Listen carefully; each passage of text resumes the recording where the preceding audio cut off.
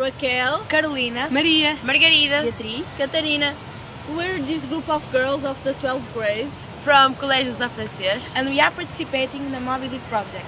The Mobidic project tries to do an inventory of the biodiversity in rocky shores, in this case from Oporto. We are doing this tutorial in order to show you our procedure. We are hoping to see you in June. Bye! Our task within the Mobidic project is to investigate the marine biodiversity of rocky shores throughout time. We need to make inventories of the species present at least 2 times a year, once during summer and once during winter, during periods of low tide, in order to register the presence of all the organisms present. In Oporto, the tide shouldn't be higher than 0.6 meters. Before Mobidic field inventories, you must acquire some expertise in the identification of species. First, select a group of potential species to our shores. You can start with an herbarium collection from your local marine investigation centers. If there's no reference collection yet, that should be the first task.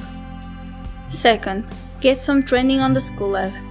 After collecting some species at the beach, we should start looking at some morphological features. The color can be a good help to divide them at first. Others require microscopic identification. Not all organisms are microalgae, so you must be comfortable with animal identification as well. There's a lot of taxa to discover in rocky shores. Now that you are embodied with Mobidic mission, let's start on the beach. In order to proceed with your field inventories, there's some material you must prepare in advance.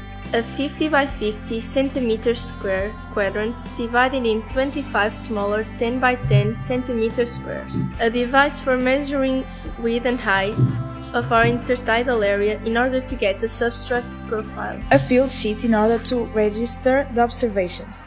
Besides registering the common and the scientific name of the species, we must quantify our observations. Field guide with the most common species in our rocky shores. Mobidic guide of species was chosen according to some criteria. First, they represent the most common species of local communities. Second, for their ecological versus economical value. Third, for being good environmental indicators. Fourth, for being easily identified at the beach. Once in the beach, you must follow Mobidic procedure. Establish some transects perpendicular to the coastline. Identify spatial patterns of abundance and distribution along the intertidal coast stratums.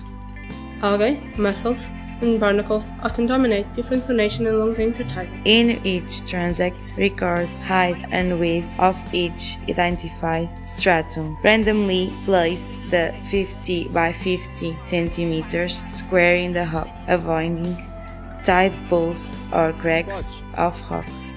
Record the percentage of coverage for seaside species like algae, mussels, or barnacles, and also the density of species for motile organisms as limpets. We must not forget to apply 3 or 4 replicas in each stratum. The replicas are very important to data validation. After recording biodiversity, you must record the inclination, the orientation, and the degree of exposure of your sample location. Some organisms adapt better to some areas than others. Before returning to school, you must not forget to search for species in some tide pools or cracks of rocks. Use the special habitat field sheet to register the presence or absence of species. We must also collect some data from anthropic pressure activities. Use this specific field sheet to register the presence or absence of litter, dead animals, sewage, fishermen, or other kinds of activities that can have an impact on the intertidal biodiversity. In the school lab, enter the data in Mobidic database. Here, you can follow species diversity and abundance along the years. That is what monitoring is all about, isn't it? At last, don't forget to have fun. For further questions, contact us.